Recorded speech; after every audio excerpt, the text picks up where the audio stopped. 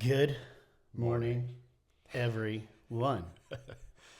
It's actually our third time recording this morning. We've had a few technical difficulties, but we're back at it. Mics are on, everything's working. They're in front of our faces. Yeah, I think the the tech wants to be here about as much. Yeah, the tech apparently is not used to waking up at this time in the morning. It's 6 a.m. We're doing this things a little different to give him some more time with the kids at home. Yeah. Because nights are a little bit harder when they're going to sleep and everything like that. So we're in my world now. Yep. Yeah. So you'll see me probably drink more coffee than usual, but yawn a lot less than I usually do on the podcast. Because normally we're like at my bedtime, and now I'm like. Yeah, but you're a morning person. I'm just gonna be trying to keep up. Like I Good normally luck. try to keep up at night. I mean, yeah, you're not. Yeah. Don't try. No. Just as long as you can see me, we're good. We're good. Yeah. So this is just kind of the football-y episode. It is playoff football. Yes. It was a great stretch of games with college into the playoffs. We'll start with NFL. Yeah, the wild card round, man. Yeah, the first four games were absolutely incredible. All of them determined by the final drive. Yeah, it was a lot of fun to watch. If you're not a fan of any of these teams, like they were worth watching. It was good football. It was good football. Rams, Panthers. Rams ended up pulling away. I think in pretty much all of the wild card games, the better quarterback won. Yeah. So yeah, Stafford was the better one. Bryce Young, for sure. I mean, Bryce Young's looking a lot better than we thought he was going to be, for sure. Yeah. But come on now, this is Matt Stafford. Yeah, I think I saw a stat that since Bryce Young's been in the NFL, he has won 12 games in the fourth quarter, like comeback wins, which I think is the most in that period of time. Yeah, since he's been in the NFL. So I think he doesn't get as much of his flowers because he plays on the Panthers. Yeah. Let's just be really honest. How many games? That's the first Panthers game I've watched all season. Okay. But I mean, I think a lot of people are that way. It's like, oh yeah, I guess I haven't really seen the Panthers play. Going from being benched last season to him having the year that he's had. Yeah. It hasn't been an incredible year, but it's been solid, and he's probably he did get an extension. Yeah, he got an extension, so that'll be. Next up, Packers-Bears, another great game. Caleb Williams was looking like the better quarterback in that game. For sure. Did you see the handshake between Ben Johnson and No. Oh, dude, it was cold. Him and Matt LaFleur, yeah. There's obviously some. I think there's a video from a little bit ago when he was on the Lions, Matt LaFleur, or Ben Johnson tapped him in the back with a clipboard, and LaFleur didn't like that. So you see they're going to the handshake, and normally they stop, do that. Matt LaFleur's walking, sticks his hand out. Ben Johnson runs up, goes, turns, bounce, out. Both of them getting that cold look. You're like, not a word. They're not fans of each other, I don't think. Yeah. To be young, rich, and attractive, I guess. I don't know.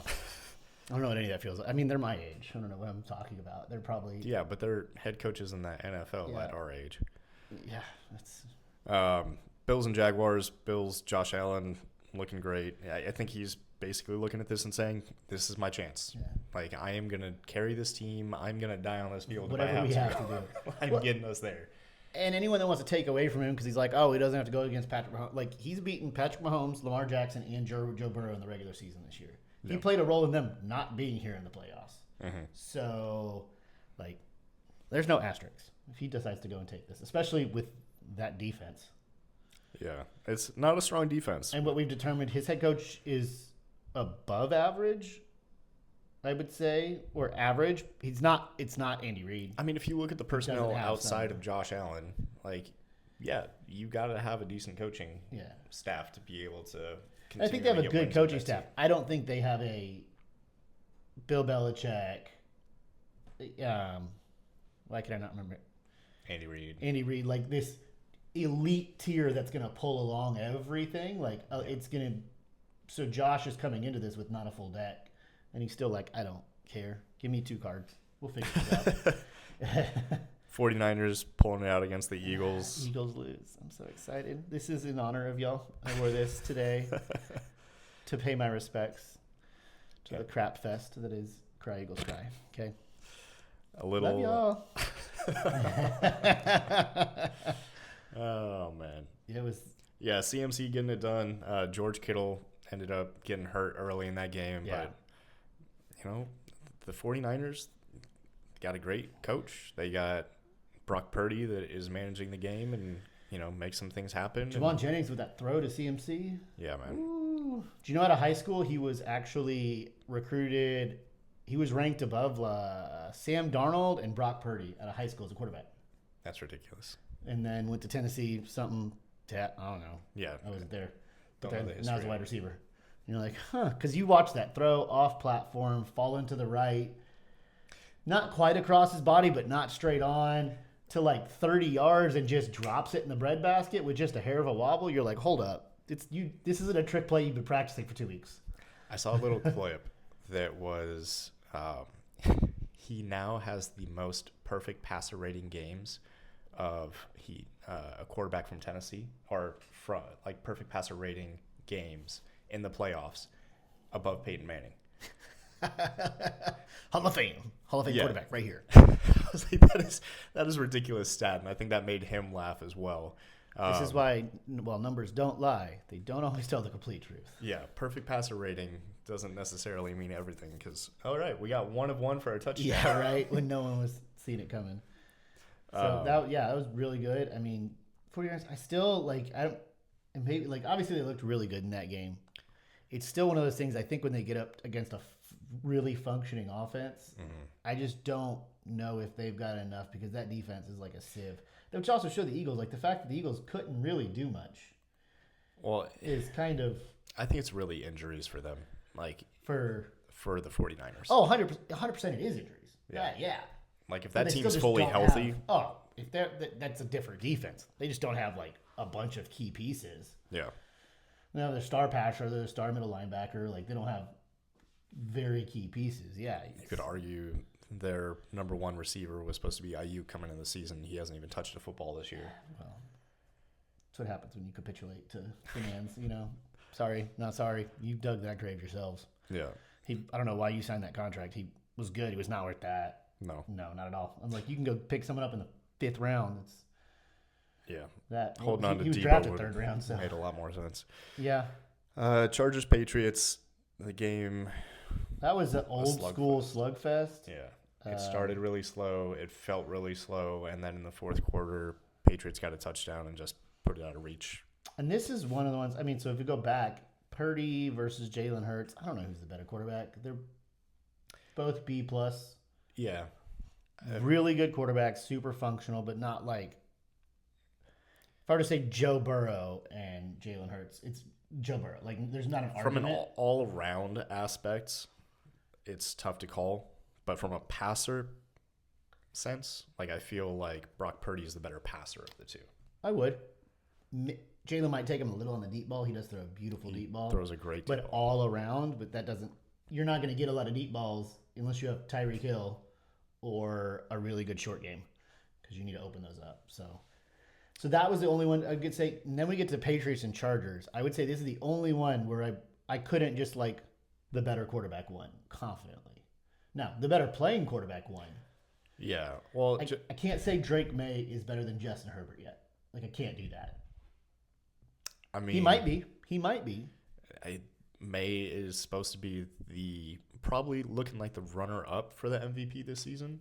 I'm not saying he's good. I'm just saying he's had really now one good season. Right. And we've got to see enough of Herbert. And bro's out there playing like this with a broken hand. Yeah. So Justin Herbert is an incredible talent, but his offensive line was non-existent. Yeah. I mean, he's the number 1 most sacked quarterback in the entire league this year. Yeah. He has the 32nd ranked offensive line in the league. You can't operate that way. You just can't do that. You see it with him. And of course, they drafted that and just Joe Alt goes down, right? Yeah. That, you can't win playoff games with a 32nd ranked offensive line. Just absolutely not. Not going to happen. Sorry. And then Texans and Steelers, the game also looked like a slugfest and was really boring until the 4th quarter when the Texans just exploded and made it a blowout. Yeah, I had a few. And that's the other one I would say, I don't know if I can say C.J. Stroud is better than Aaron Rodgers. All time, definitely not. Oh, all time, definitely not. Right now, At this moment in time, Aaron still looks really good. I think it's just, once again, they just don't have some of the pieces. And that Texans defense, man, will beat you down. Yeah, that was really the difference is the Texans defense. I think they ended up having a pick six in that fourth quarter as well. Steelers had no business being in the playoffs. Like, I'm sorry. They were the best of their division. Sure, but It was definitely it's a down year for that division. You ever watched Hangover 2? Yeah. The Steelers were like, cho. It's a white, milky rice that has no flavor and no texture, but technically is food. Technically, they won their division and they were a professional football team. But you watch them you're like, when you saw them play against real playoff teams, you were going to get a lot of hate from Steeler fans. Okay, that's just I would say the same about the Cowboys right now. Like every now and then you had flares, but you were just like, ugh. If we had won, it would have been like, yay, because especially like how the Eagles were playing, right? Like if we won the division this year as the Cowboys, I'd have been like, yay, but let's be real honest. Were we really that good, or did the Eagles just suck this year?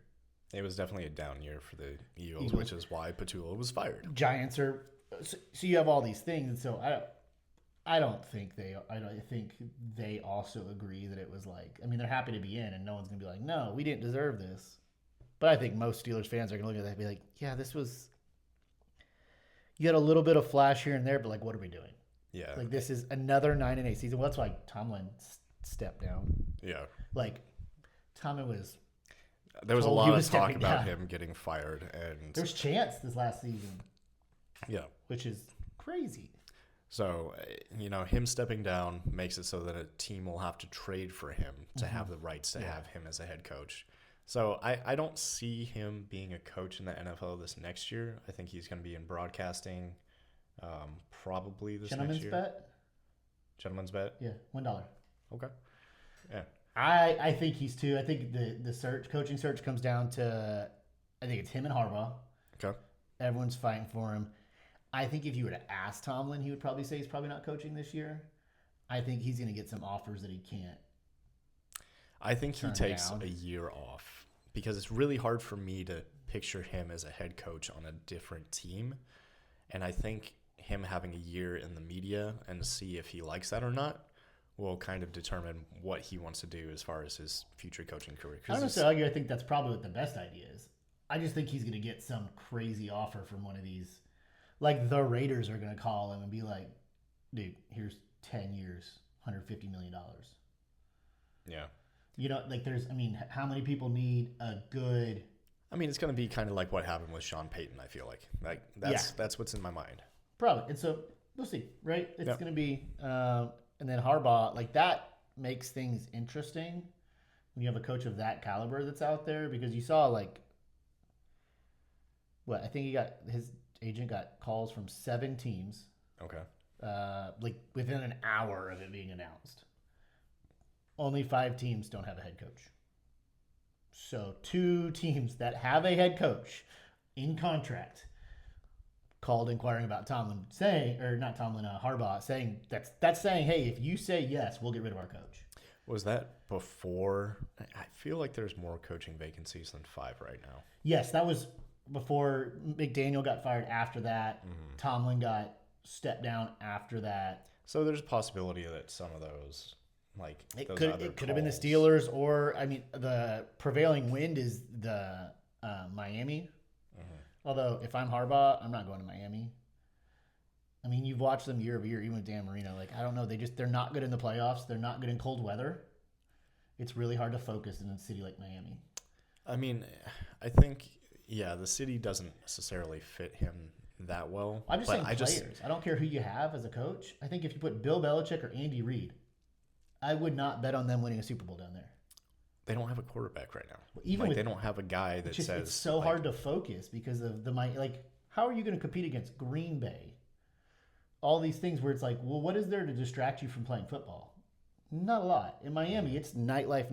Nightlife also because of the heat, like that's a benefit there, but they always, over years and years and years, no matter who their quarterback is, look horrible when they play in their division against Buffalo or, go play.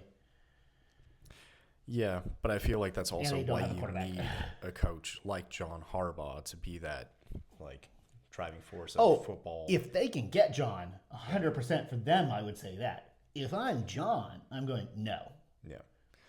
Because while I think I can, let me go to somewhere else where I can have a little bit. I mean, you have the Giants right now. I was going to say, I feel like the That's- Giants are honestly one of the most enticing jobs out Yeah. there currently. Steelers, I think now is going to be a very enticing job, but I don't. If I'm Steelers, while John Harbaugh is a great candidate, you can't go from Tomlin to Harbaugh. They're the same thing. Very similar. They're CEO head coaches, and you don't have a young quarterback. So what are you looking for? You're looking for an OC to come in and for a while and to get a new quarterback. So it's funny. The other one we were talking about before we started recording, right? That kind of makes me go, would be like Sirianni. Yeah, I just don't see that happening. Sorry, go ahead. I was just going to say, I feel like there's just been really a ton of inconsistencies in terms of offensive coordinators with the Eagles. For sure. Like, I think I saw something about Jalen Hurts for the last 11 years has had a different offensive coordinator coming into the season every single year. Like, from college to the pros, like, he has had a different offensive coordinator. Maybe, God, is it 11 years? That seems like too much. Because it was in college because he transferred every year in college too, so that's why it's okay. That's why it's that many. Which I agree, right? I just think I think a great example is, so you look at the head coach, Mike McDaniels, gets fired. Is he having a job next season? Maybe not as a head coach, but 100% as an OC. Yeah, 100%. Stefanski, not a fan of Stefanski. Gets fired. Does he have a job next season? I think he does. 100% as a coordinator. Well, yeah, at least as an offensive coordinator. If Sirianni gets fired this year, does he have a job next year? I honestly, I don't know Sirianni's specialty. It's supposed to be offensive. Yet even the Eagles don't want him calling plays. When he called plays, it was issues. And when he pulled it, a good OC. So it's like one of those things that you're like, if I'm going to have a CEO head coach, I want to have the best CEO head coach. Well, I've got Tomlin and Harbaugh available right now. I don't think anyone's arguing Tomlin and Harbaugh are better than Sirianni. Aren't. Right? So you got those two available, and your DC's locked up for life because he's not. And like Harbaugh could bring like Minter over or something like that if he's available, right? But I think it's the only time if they were not on the market, I would say no, he's not. I mean, if you're talking about the Eagles, how are we not talking about the Cowboys then? Oh, that's easy, because Howie is smart and wants the best coach, and Jerry wants credit. So Jerry would never hire Harbaugh or Tomlin, and neither of them would even give him the time of day to take that. He'd have to offer them $50 million a year.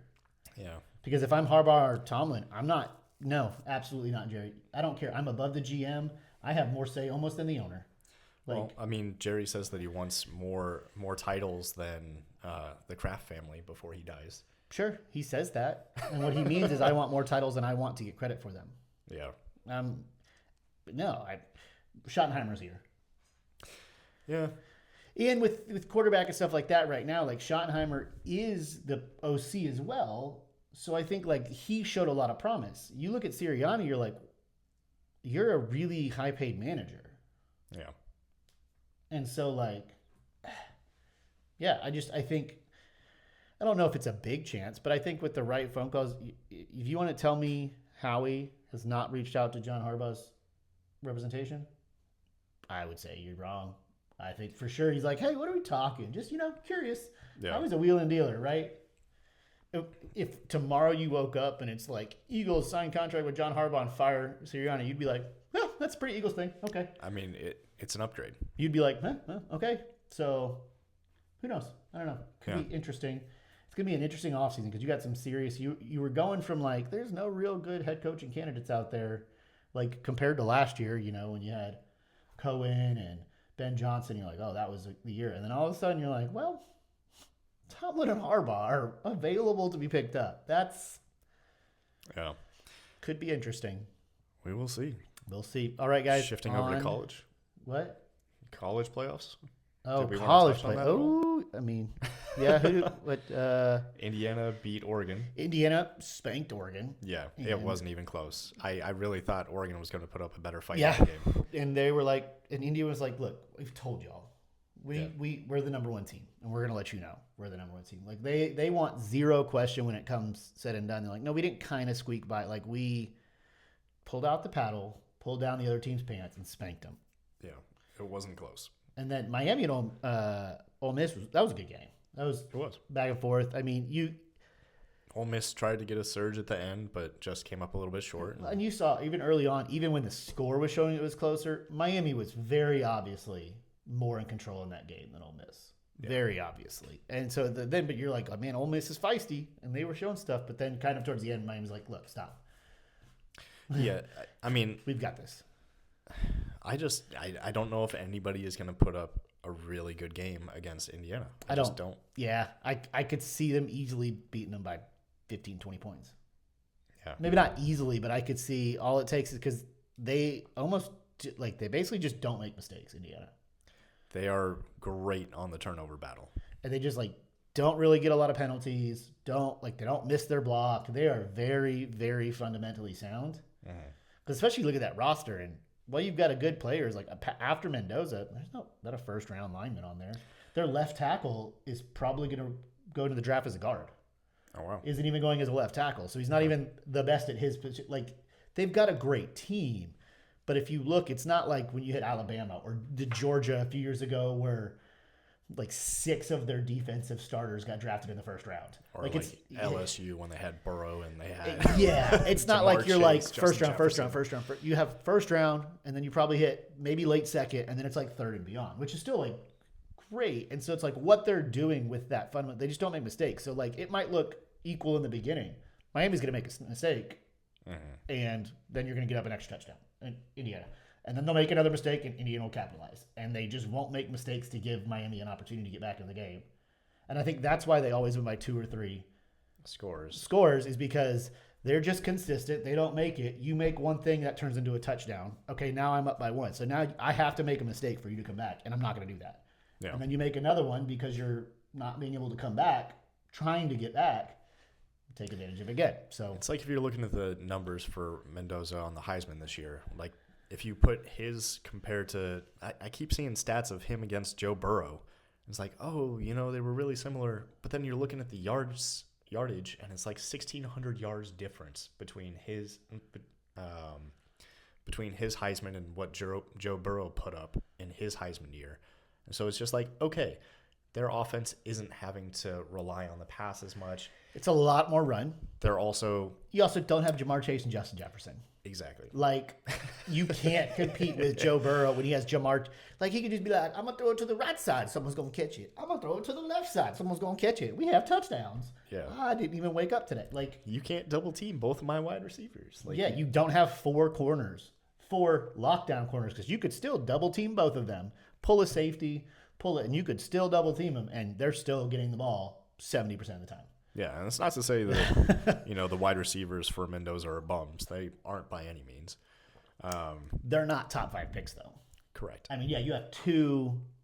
Yeah, and so it's very interesting. I would say more than a lot that I've seen in the past. They earned this. Yeah. It's not like they have this roster with Ohio State. I mean, Ohio State, everyone worked hard, but Ohio State last year's roster was heads above anyone else. So it's yes, they worked hard and earned it and maximized what they had. They could have beat some of those teams at 80%, right? They were just so much better skill-wise. Indiana I would argue, does not have better talent than Ohio State. I mean, if you look at blue chip prospects, I guarantee they don't. So, but they pretty well handled them. They have one of the oldest teams. They have a lot of juniors, very mature, seniors, very mature players. Mature.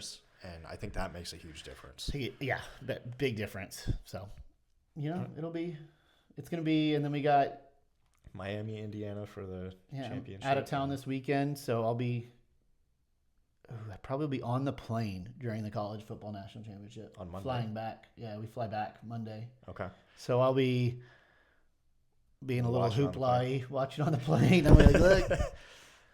I was it's going to be great. I guarantee you won't be the only person on the plane. Oh, absolutely not. I guarantee you it's going to be 70% of that plane. It's gonna be a great one. So no, man, we'll catch y'all next week and on to the regular episode. Peace. Bye. Welcome back to another episode of Two Guys in Gray Hoodies. Oh, hey. Hashtag Bald and Sassy. Hey, look, it's hoodie weather right now, and dude, I found these things on Amazon. They're like those like athletic t-shirt hoodies. Okay. Like 3 for $34. Nice. Greatest thing about like 6 of them. It's like I need one for every day. Yeah, they're almost like those swim shirts almost. Yeah, for like the fishing shirts or stuff like that. They're great. I mean, just gives you. I love them for working out too. Okay. Some people that wear like full hoodies to work out, like I don't. I have more body heat than you do. I don't. No. I mean, I can do that in my garage when it's 40 degrees in the morning. That I can do. But when people like go to a gym that's like 70 degrees, I'm like, put a hoodie on and sweats, and I'm like, No idea. that's my workout. Thank you. Yeah. Like no, thank you. Maybe I wasn't meant for wrestling. I don't know. Sweating out the water weight. You know, I've got some water weight. I do like to drink waters in Diet Cokes. Those are really yummy. No. Diet Coke is 99% water. No. I love Diet Coke. I do. No. Yep. Just no. Just yes. Just do it. Diet Coke. Just don't. Don't do soda. All right, so we are in week 2 of our series, and we're talking this week. We're talking about identity, who I am when everything changes. All right, that's the episode. No, I'm just kidding. So it's kind of this whole series is about building faith that lasts. What that looks like, transitioning into new seasons and stuff like that. A lasting faith isn't built on what you do, what people call you, or what seasons you're in. It is built on who God says you are. So in this one, we're really going to talk about identity, diving into who does God say we are, and what does that look like. You know, I feel like it was yesterday that I was like in high school or college. It was actually only a few years ago that it hit me, because I remember when I was in youth, I had these leaders, Joel and Abby, and I was probably 15, 16 at the time, right? Mm-hmm. And I remember thinking, and they were married, and they were just married, and I was like, oh my gosh, they are so old. They were 24. What? I remember I was like 15, but these are like adults. Like these are adults who had a job, they had graduated college, they were married. Like to me, I was like, I remember that when I was like 33, and I was like, oh, these students for sure think I'm old. See, I think I'm like the young leader. In reality, they're like, me and the 50-year-old are the same thing. That's wild. I guarantee you they look at us and their parents a lot of times and go, yeah, they're the same. Yeah. And some of their parents are pretty close in age, but they're all. Yeah, I think all the parents are at least still 5-ish or more years older than us. 10 to 15 for most of them. Well, yeah, most of Yeah. them. And so, but I think that you get some of the 55-year-old leaders and they're like, yeah, Chris's and them, yeah, same thing. Yeah. We like to think we're young, but it feels like it was yesterday. Yay. And then, I don't feel like they say that as much when you're out there like playing football with them or like. Yeah, I think luckily we try to stay a little bit younger, and I'm just a big kid, so I think sometimes I forget, be like, oh yeah, he's like a grown person. So yeah. So what are some things you would say we tie our identity to right now, or people tend to tie their identity to? I mean, it's really easy to tie it to your roles in life. Like, I would tie it to being a father. I would tie it to, this is what I do as a job. Mm-hmm. We put it's it. It's a number one question when you meet a new adult that you ask. What do you do for a living? Yeah. It's a super easy icebreaker. And it's the same thing with like students. Like what college are you going to? Like you're identified by the things you're going to do. Mm-hmm. And then, it's easy to identify or use like achievements as an identifier. Right. I'm a star athlete. I'm a straight A student. Yeah. I'm, I eat healthy. I'm a podcaster. Right. Whatever. All these different titles, but yeah, none of them are really tied back to God. They're not tied back to God, and I would say even sans, we are human. Like even if you're not a believer, right? We're human beings, not human doings. Okay. Like it's corny, but like we so often identify who we are as what we do. Right. When in fact, what we do is a reflection of who we are. It's not where our identity comes from. It's usually in response to our identity, right? Yeah. And they can be parts of our identity, right? Father, son, husband, friend. Like these can all be part of that. But the problem when we attach them to external roles or even things that are not what God calls us as is when those seasons or roles shift. If you lose a job, if your identity was this is what I am. Like for me, when I had a food truck, like I was a food truck owner. Yeah. I did it 50, 60 hours a week. I loved talking about it. I cooked all the time. Like that's who I was. And when we got rid of the food truck, I was like, oh, what are you? I'm ex food truck owner. Right. Like you then start to find yourself by what you used to do. Like that's your identity. You're like, I was a food truck owner, and now I'm an ex food truck owner. Like, which is a horrible identity. So like the problem, and then our confidence shifts when those seasons shift. And so this is really like when we solidify our identity in Christ and who Christ calls us to be. It doesn't matter. It's the story of the house in the sand and the house in the stone. When our foundation is set on Christ, it doesn't matter what season change, what job change. Whereas now, like I'll lose a job and I'm like, so like fast forward, right? So that was about 10 years ago. We sold the food truck. Okay. And then probably about 4 years ago, 3.5 years ago, late 2021, I started a construction company with a few people and ended up selling out partnership with them in about 2023. Well, because I knew what my identity was the reason I sold out. There was things I didn't agree with that was going on. It wasn't necessarily just some things that to me weren't right. Okay. It's things that are part of business and sometimes they happen. I just wasn't okay with it. But because I knew who I was, I go, well, that's not who I am. So like I can't be a part of this. But also when leaving that, unlike the food truck, it didn't change who I was whatsoever when I was no longer a business owner. Yeah. Because it wasn't set in that. So when you're set on a firm foundation, it doesn't matter if I'm an engineer in insurance. It doesn't matter what my job is or where, because I'm a child of God. Yeah. And so what we build our identity on determines what can shake you. Yeah. So the firmer you build your identity, and like some of them sound good, right? Like I'm a straight A student. Well, what happens when you get a B? Yeah. What's that going to do to you? And some of these students, a lot. That was a very real thing for me. I was pretty much a straight A student all through high school. I think I had like 2 or 3 B's or whatever. And then go off to college and got like my first C in a class, like Calc 2. I was just like, Existential crisis. Yeah, like I'm a good student. What the heck is going on? And yeah, athlete. I my entire life I had been an athlete and been playing soccer from the time I was like 5, and then freshman year of college messed up my ankle, and all right, that's done. You're no longer an athlete. You no longer have straight A's. Who are you? Yeah. I don't know. And if you want a great way to handle that, go back and watch the one with Miles where he talks about when he getting injured, and he handled that much better than we would have at his age or did.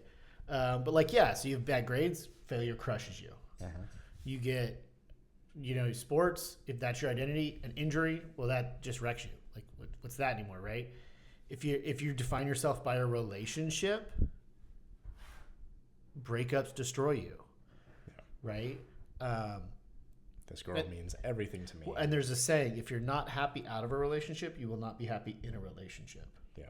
It's like if you're not healthy on your own, you'll never be healthy in there. And then like if in ministry too, like if ministry is, if even ministry is not your identity. Like because if that's your identity, well then burnout, now it's like, well, you confuses you, or I'm not meant to do this. Which that was the one that hit for me. Like I always thought I was going to go into, I went to school for youth pastoral ministries and then go watch my full thing, but ended up getting kicked out because I was an idiot and got arrested for drugs. And fast forward and I do a bunch of things, and it was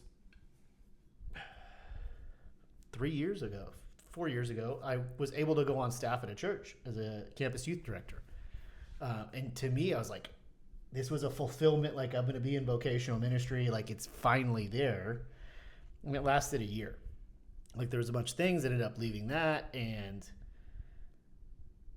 it was, I now can look back and God let me do that to be like, hey, this is not, you in vocational ministry was not, like, you've always been in ministry. Just because you weren't on staff at a church does not mean I wasn't in ministry. Yeah. He's like, I'm going to give you this, but that's not what you want because it's not what you're called to do. And then, but I remember like and it was in those times when I was no longer that, especially at a church I'd been at for a long time. So like I'm finding a new church and there's all these things going on with that. But it was really like God brought back all of those past things and all the times that I had helped coach and mentor people through those transitions. He's like, hey, did you mean any of what you said or not? Yeah. I was like, all right, I get it. And then that led me to Preston Trail. Yeah. Like, and I would have never left that church. I would have never done all these things. And that led me to Preston Trail. And I met you because of it. My wife, I met like all of that. I met her because of it. There's so many things that happened because of that. But if my identity was I'm a youth pastor, well, if I'm not that anymore, then what do you do? Yeah. Right. You've completely shaken your foundation and your beliefs. And it's almost the better not God thing, and not saying not God like ministry is not of God. The almost nicer and prettier thing you define yourself out that isn't a child of God, the more it can destroy you. Okay. Like, the better the thing is, the nicer the job. If you were just like, I'm a hard worker, and you lose a job, you can be a hard worker somewhere else. But, like, even, like, if you're a hard worker, what happens if you, like, break your leg and you can't work hard anymore? Yeah. You know, there's all of these things. Matthew 7:23-27 kind of paraphrased. Everyone who hears the words of mine and acts on them will be like wise men who built their house on the rock. Right? Story of the rock and the sand. Storms don't reveal if your house exists, but it does reveal what it's built on. Like, we talked about it last episode, but it's the same thing. Like, everyone is either just come out of a storm, in a storm, or about to go into a storm. Welcome to life. Yeah. The storms may be stronger. Yeah, there's different storms, stronger. different seasons, but also I would say some storms seem stronger, but it's all about the season you're in. But so you're going to go through storms. You've built a foundation on something. So it's not going to, it doesn't reveal what the quote unquote proverbial house is, but it does reveal what it has been built on, what your foundation is. Yeah. And so. Yeah. If you are identifying under the wrong things, then yeah, it's going to be absolutely life altering or feel life altering when something goes wrong with one of those. Talking about building on sand or building on concrete or, building on a rock. Yeah. That storm is either going to completely tear down that house or that storm is going to maybe do a little cosmetic damage. Yeah. You're just like little. We both have done insurance and different things. Yep, cosmetic. Yeah. If you ever have a cosmetic waiver, don't do that. No. 50-year shingles. Sorry. They come with cosmetic waivers. Don't get them. That's your roofing tip. And so, like, we look to Jesus, right? Yeah. Okay, so before he ever did it, in Matthew, it talks about when he's getting baptized by John the Baptist in Matthew 3:16-17. It says, and a voice from heaven said, "This is my son, with whom I am well pleased." So his identity was first. Mm-hmm. Then from that, this is before he ever performed any miracles. This is before he taught any of the crowds. This is before he was to the cross. Like, this is all prior to that. But first, his identity was a beloved son with whom God is well pleased. Like, and it starts with an identity. Like, that's where everything's going to start with. Any success you do or don't have, the more you know who you are and whose you are, the easier a lot of decisions are. And it's people, especially at this age, where do I go to college? What's my degree going to be in? Am I getting an associate's or a bachelor's, associates and a bachelor's? Am I going for my master? Like all of these things. What job am I going to do? All that. The more you're grounded in who you are in Christ, the easier all of those decisions are going to be. Yeah. And it's easy to say, being after that point, because when you're going through that and you're trying to make those decisions, it feels like the world. Yeah. But there's going to be a lot of shifts. I think the people that you could ask how many people went to college and still work in the degree that they were studying in college. I feel like that. Well, especially nowadays, I would say 50% of degrees people get, there's nothing to work in. So we'll start with that. I would say there's a lot of degrees that you're like, well, there's no job for that. So you got a degree in being alive. Congratulations. Yeah.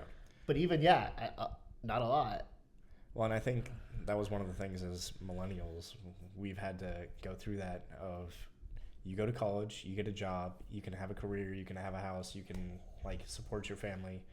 And a lot of us are realizing that's not necessarily. A degree is not what it always was, right? And if you put your identity and faith in having, I know people all the time that they've got bachelor's and masters and they're like, this is who I am.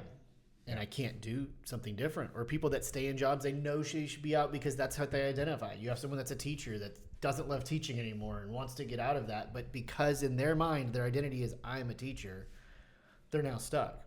Mm-hmm. Once again, great profession.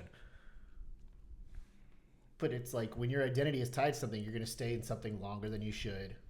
And all that. And even if you look at in the wilderness, right, with Jesus, what's the first thing that when he goes in the wilderness, right, fasting for 40 days, and then Satan tempts him, it starts off with the first attempt is, if you are the Son of God.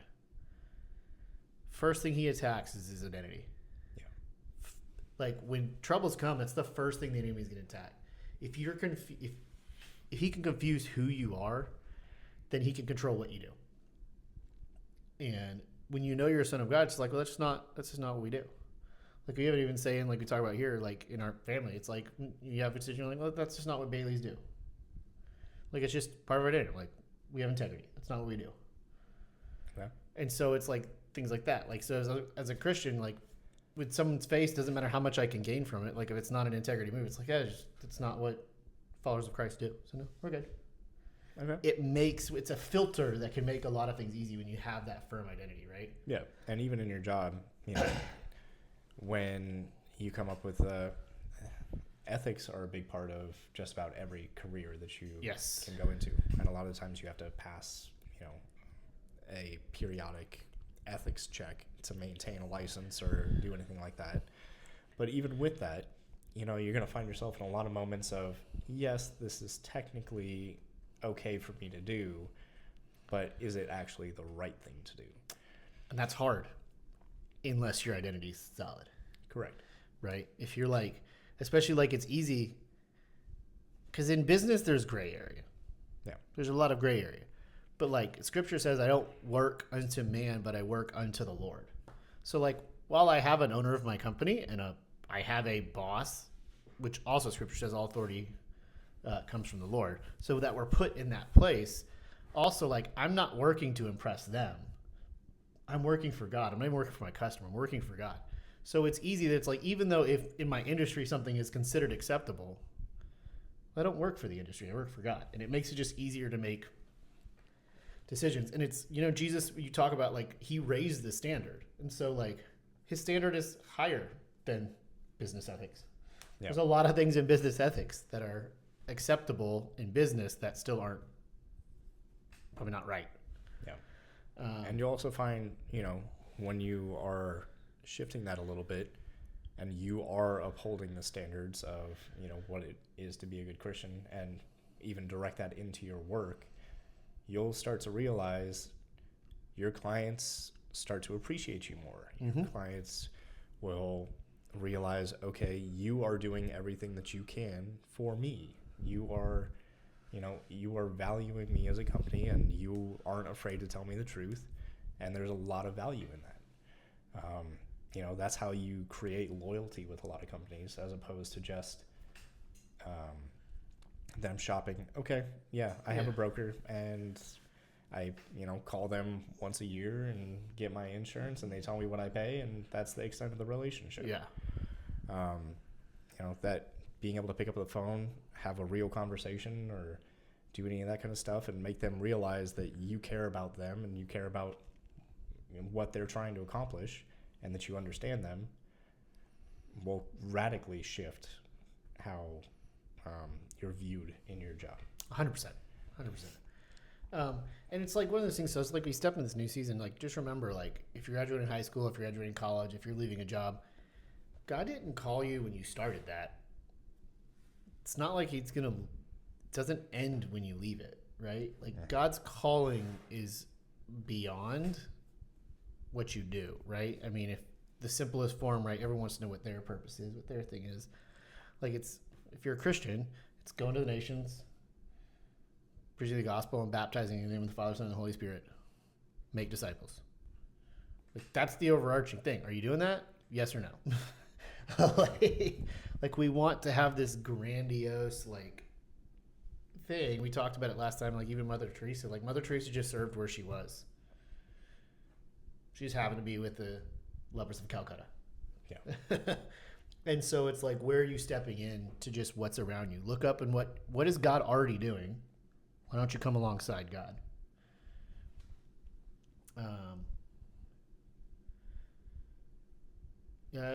So yeah, I mean, like, it gets hard, right? You transition from that, like if you're going from high school to college, you're looked at as a leader, and now you're the newbie. Like, that can be a hard transition. You've built up to this point where you're like that. Or even in college, same thing. Like, especially in college, a lot of times, like, your identity, like, especially if you go to a big school, it's like, I'm a Texas, UT, right? A&M, Baylor. Like, we're in Texas, so these are Texas schools. Yeah.